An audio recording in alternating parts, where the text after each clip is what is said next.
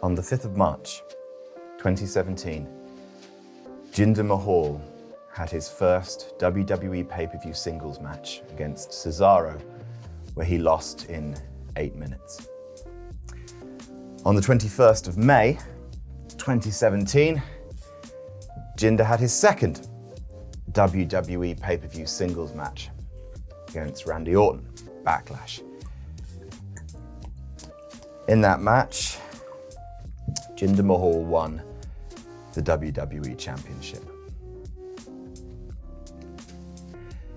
Some puzzles are not meant to be solved.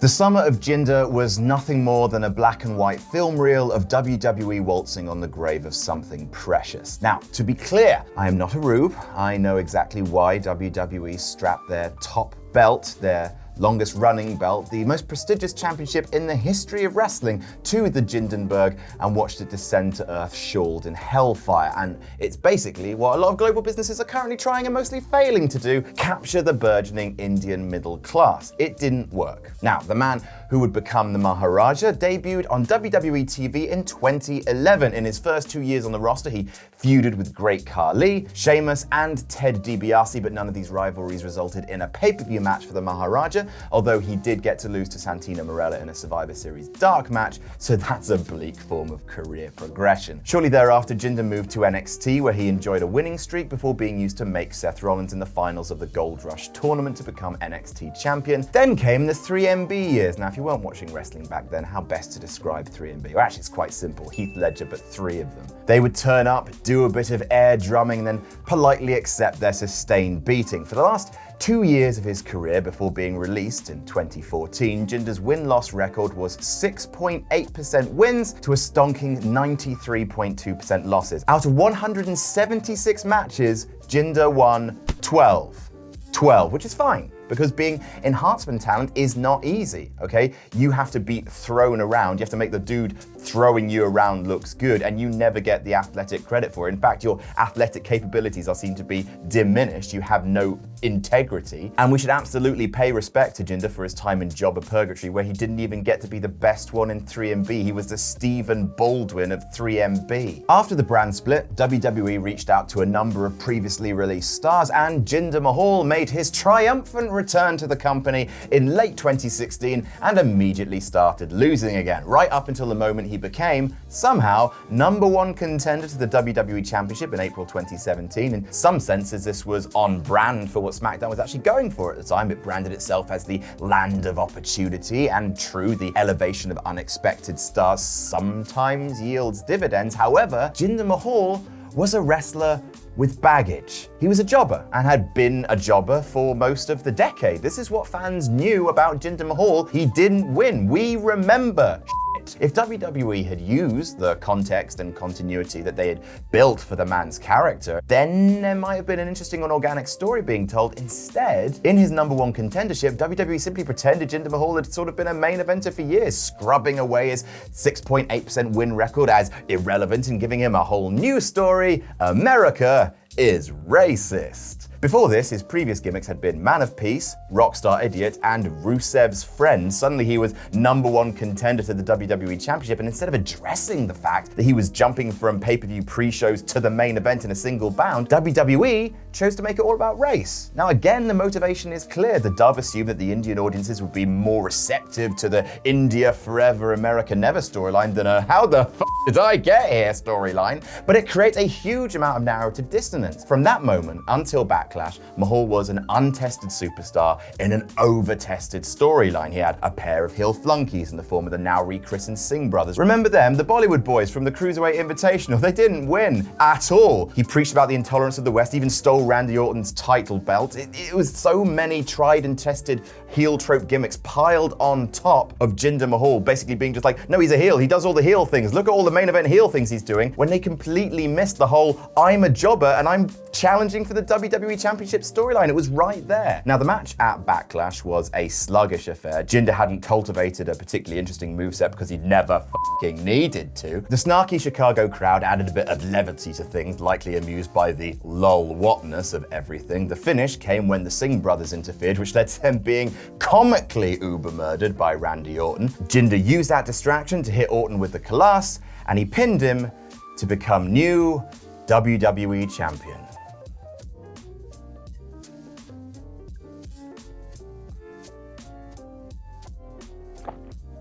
The reaction of the wrestling world was uniformly the "you've been spotted in Metal Gear Solid" noise, bling, but then afterwards split neatly into 3 sub-reactions. "It's nice to see something new," said the well-meaning but child-brained idiots who'd washed their hair with their own spit and had forgotten that Rusev, Luke Harper, and Sami Zayn were also on f***ing SmackDown. There was "lol" by ill-meaning psychopaths who just want to watch the world burn. And finally, "this is bad and everyone should be cross. Why is no one cross?" The only cam that can still look itself in the mirror to this day. Orton got his rematch at Money in the Bank, and they had exactly the same f***ing match. The bulk of the match was identical. Some moves, Singh interference, then some more moves. There was a sort of extra element in play because Randy Orton's dad was there, but it still resulted in literally the same finish. Orton beat up the Singhs with an almost sexual amount of relish, got back in the ring, Jinder hit the Khallas 1, 2, 3. Mahal's title run continued through Battleground with yet another match against Randy Orton, this time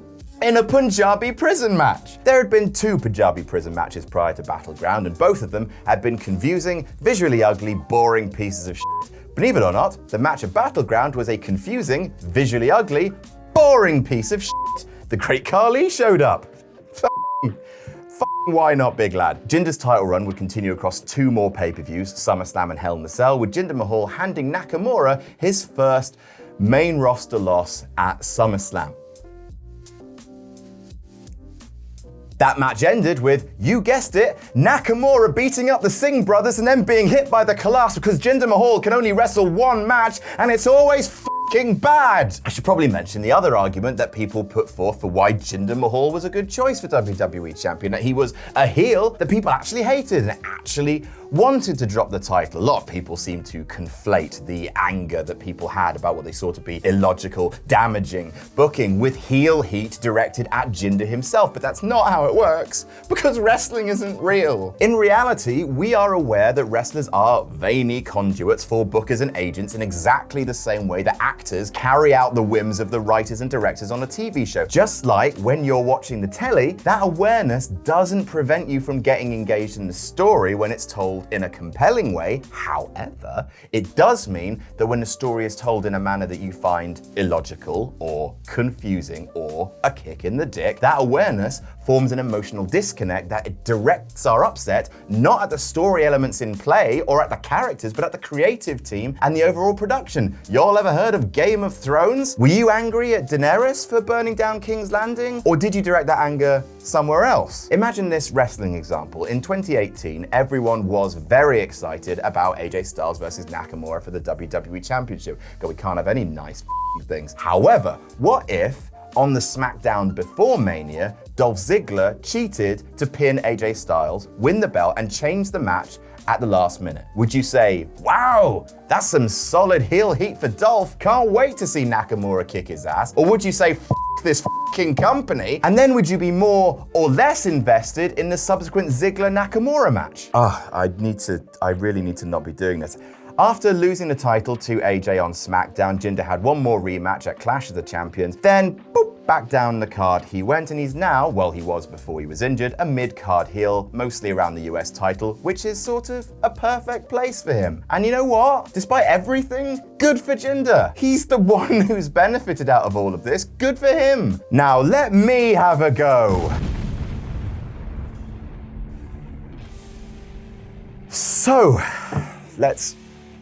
okay. If you have to do it, actually, I don't want to, Ollie. I'm sorry, I don't want to do this one. I want you to do it. Yeah, I know, but like this is not what actually I signed up for. So I'm gonna. No, I'm gonna do. Ollie, I'm going to do a different one. Okay, Ollie. No, okay.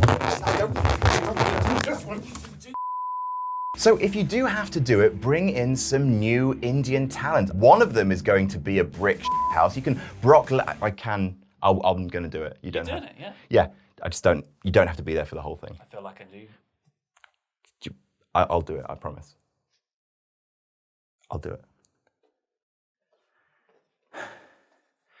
So, if you have to do it, bring in some new... No, you stay there! You book it! No! You book it! If you... Yeah, call your f***ing lawyers!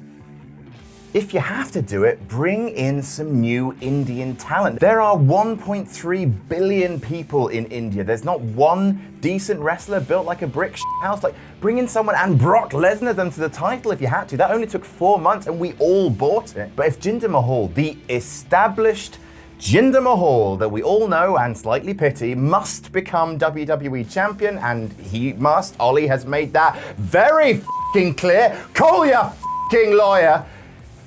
How can we do it to generate at least some very interesting telly? Well, it turns out that the answer is pretty much the same as it always is, because wrestling really isn't that hard. Look at the narrative elements that you already have at your disposal and build something that honors and then develops the context and continuity that you have created. See, one of the joys of WWE is its years-spanning continuity. Every superstar's career is so different that when you choose to embrace what you've already established, including, their failures, their embarrassments, you craft fresher feeling, more organic, more personalized stories rather than erasing their history and superimposing a character that we've already seen so many times on top. Instead, it's such a jarring, hard reboot. In order for the fans to care, this can't just be a story of Indian man. This is a story of Jinder Mahal, because that's who he is. He's got time on the clock. So when looking at what we already know about Jinder, look at these following story elements that are very useful. Jinder loses a lot. SmackDown Live is a land of opportunity. Anything can happen in the WWE, and wrestling is a kayfabe real sport. Right away, a story is starting to emerge, and that story is, what if a jobber fluked their way into a WWE Championship victory? Which, is the story that some of us told ourselves about what happened, but WWE never really seemed to. If there's one thing that professional wrestling has working in its favor, especially in this case, is that no matter how illogical, freak upsets are possible. The internal logic of wrestling is it is not fake. So with the right sets of circumstances and within the right rules, anyone can win a wrestling match. Hornswoggle can pin Brock Lesnar should the right, or in this case, very wrong circumstances occur. And so it starts to reason that as long as you present the story of Jinder very carefully, Jinder Mahal can become WWE champion, and for that to not completely break your enjoyment or understanding of wrestling or damage the belt in any horrible way. It's not a long storyline because it's a novelty, and that would really outstay its welcome if it progressed too much beyond, say, SummerSlam, but it starts with WrestleMania 33. Now, as many of you who used to know me as Plumpy will be acutely aware, that name was bestowed upon me in part to Mojo Rawley being a massive f***ing dick and winning the Andre the Giant Memorial Battle Royal with the help of Rob Gronkowski, whom Wikipedia informs me has a 40-yard dash time of 4.68 seconds. The Gronk jumped the barricade, gave Mr. Mahal a big shove, which is the sporting term. Mojo then eliminated Jinder to win the largely discredited statue. Now, I'm actually going to keep that story exactly as it is because it gives us two important things. It gives Jinder a bit of the spotlight, which he hadn't previously had, without changing the fundamental perception of him as a constant jobber. After WrestleMania, Jinder Mahal has a change of heart, as he explains in a backstage interview. He congratulates Mojo on his victory and talks about how, actually, he came in second in the whole thing, and how much that means to him. He talks about his WWE career, how he's constantly let himself be defined by his losses, and that used to make him angry and bitter and do air drumming. But not anymore. Now if he loses, he's going to appreciate the match he has and just look at it like this, coming in second. He gives the backstage interviewer a huge hug and walks off whistling. Later that night, he loses to Sami Zayn on Raw. After the bell, he gets to his feet, shakes Sami's hand, thanks him, and leaves with his head held high. This carries on once Jinder is transferred over to SmackDown in the Superstar Shakeup. He talks about how excited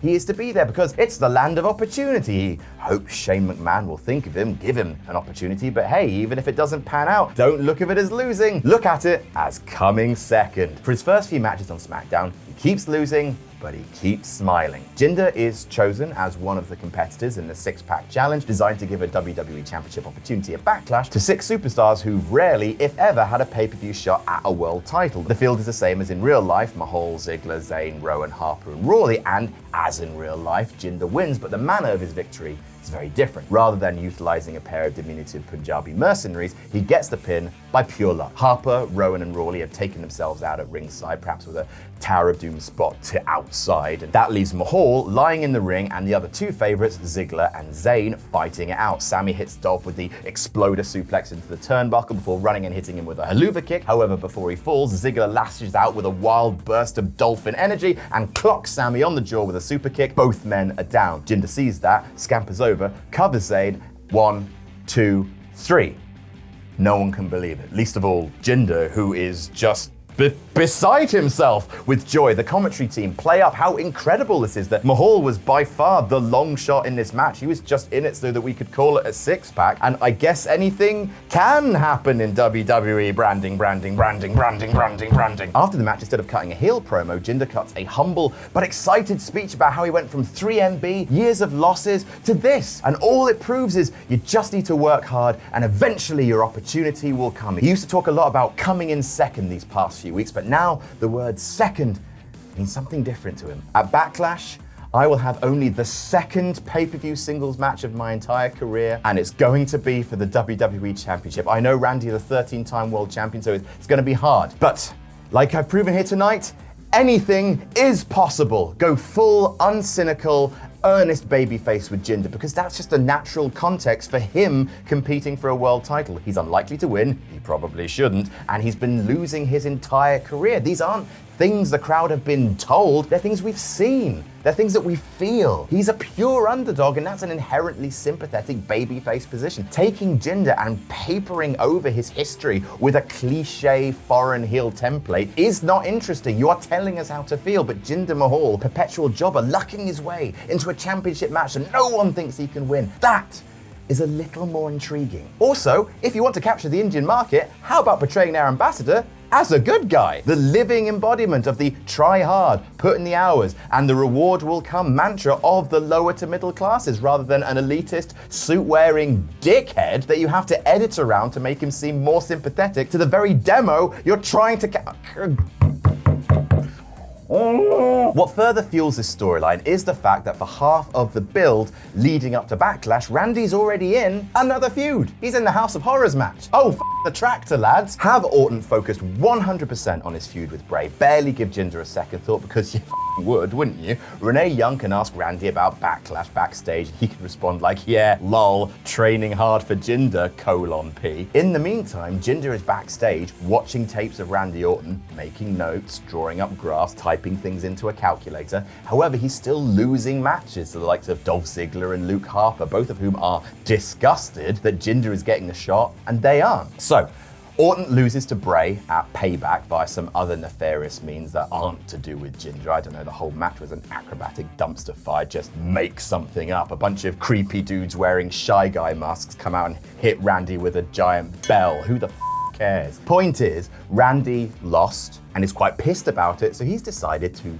beat Jinder slowly. On the Go Home episode of SmackDown Live, there is a contract signing for the WWE Championship match at Backlash. Jinder arrives first and promises to fight as hard as he can for all of his fans that are rooting for him to become the first ever Indian world champion in WWE. He's been studying all of Randy Orton's moves and, well, he thinks he's ready. All that's left is to sign the contract, shake hands. Jinder signs the contract, Randy's music hits, Orton walks down the ramp, gets into the ring, signs the contract, gets out the ring, and immediately walks away, leaving Mahal with his hand outstretched. But then, Randy turns around, walks back into the ring, takes Mahal's hand, and pulls him into an RKO through the table. Then he smiles and walks away. He hears voices in his head. They talk to him.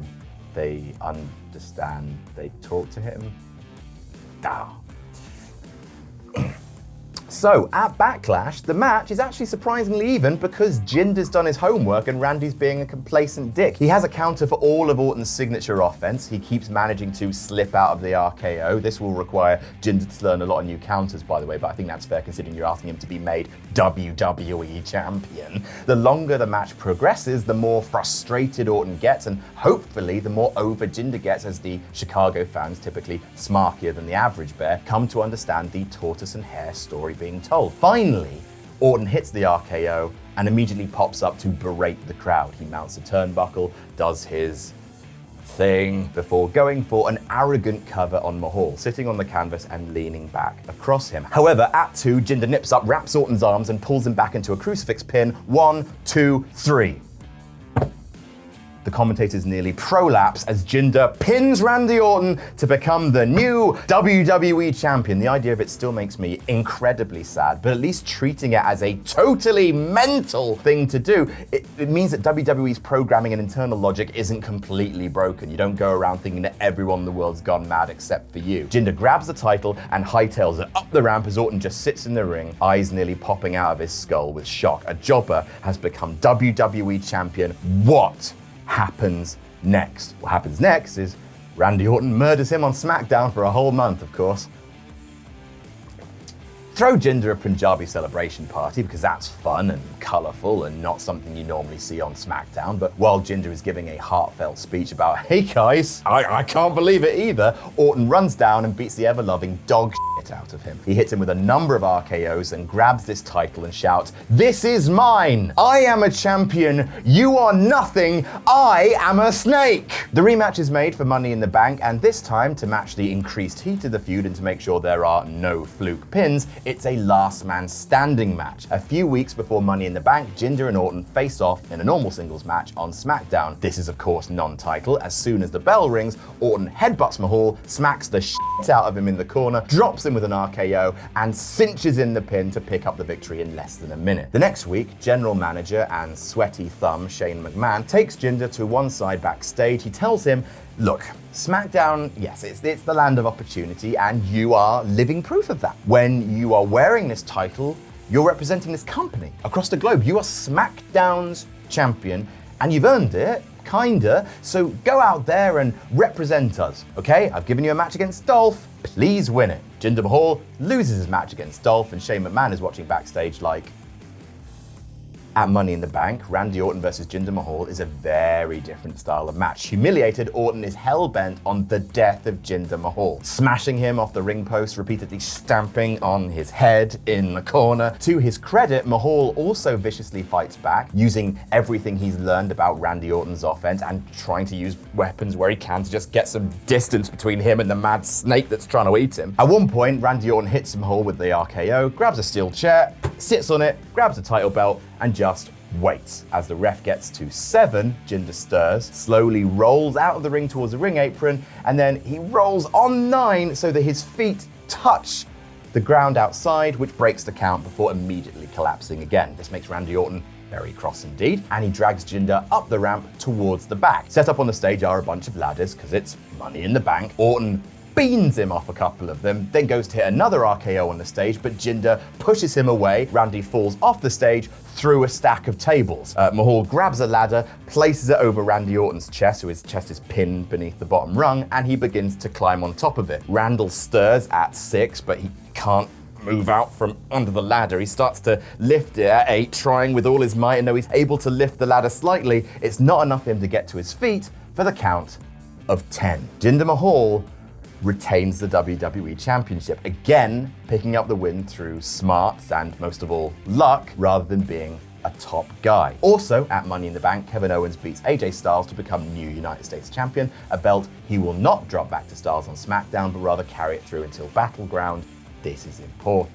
At this stage, Shane McMahon is a worried thumb. Sure, Jinder retained the title, but he's still regularly losing on SmackDown Live. He voices his displeasure to Daniel Bryan, and Bryan says, well, yeah, we're being represented by a fluke champion. I don't necessarily like it, but what can we do? The two bosses decide to try and get the title off of Jinder for the sake of the title's reputation more than anything. By actually mentioning this issue, you're once again acknowledging the feelings of the fans, looking at the facts in front of you, and using them to craft a unique story while also weirdly protecting the belt by reminding us all of its history and its heritage and the fact that it's more prestigious than the man currently carrying it. This is a good thing, trust me. What management don't know is Jinder is really starting to like the way the championship looks on him, and maybe, just maybe, he's starting to come around to the idea that he might want to stay champion by any means necessary.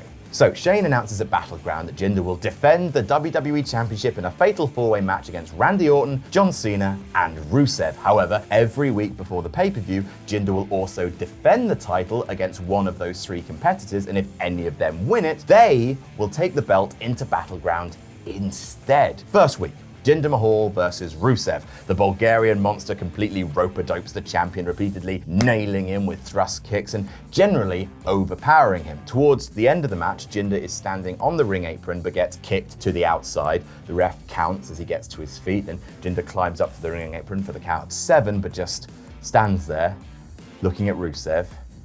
He thinks for a bit, then he jumps back down to the outside, accepting a count-out loss and keeping a hold of the championship, which, as we all know, can't change hands on a countout or a DQ. Rusev wrecks him after the match, but in a backstage interview, Mahal brags that he's still the champion, so none of it matters. The dream continues.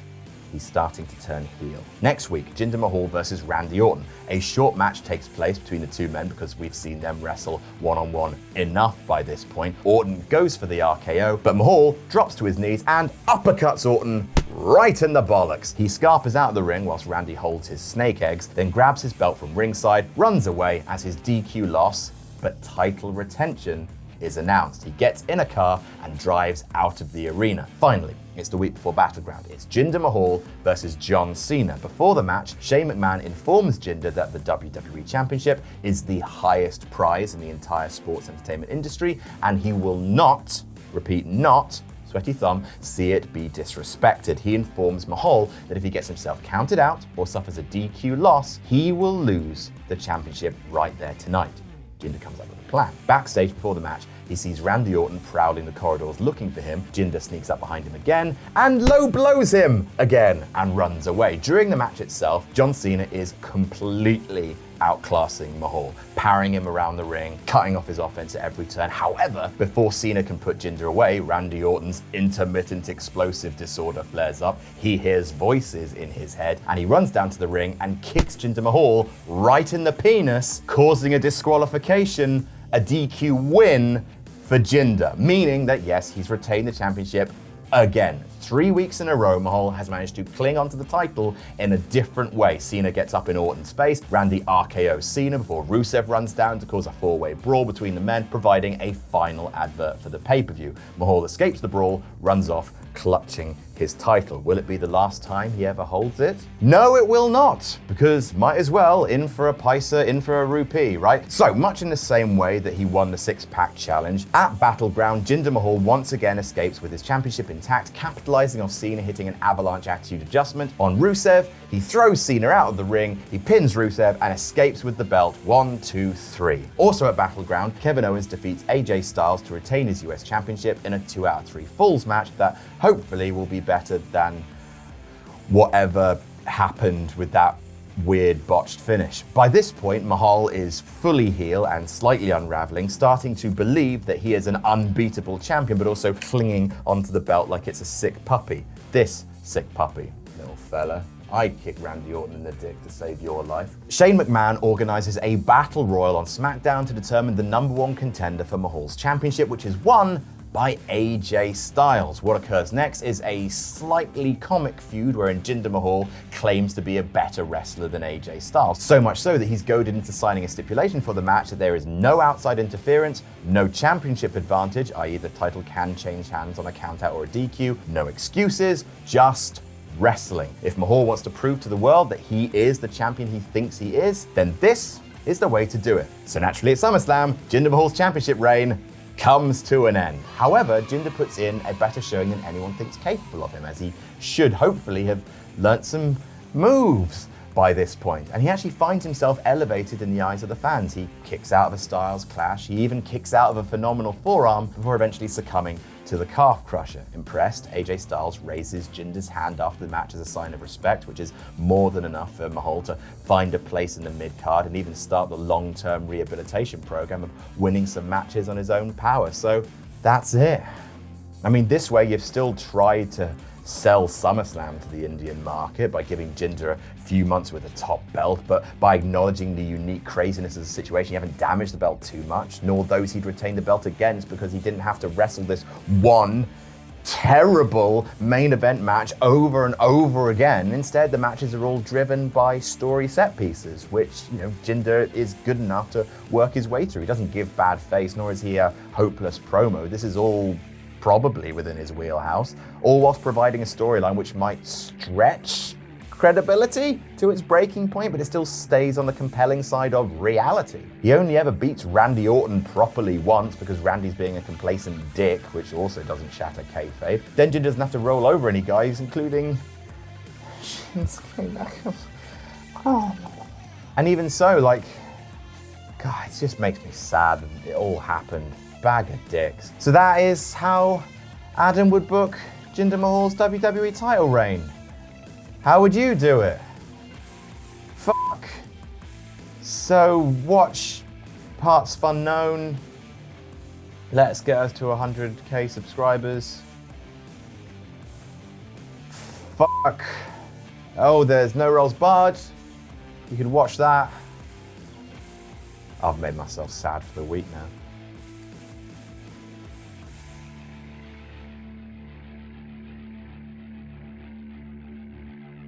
I hate whiskey.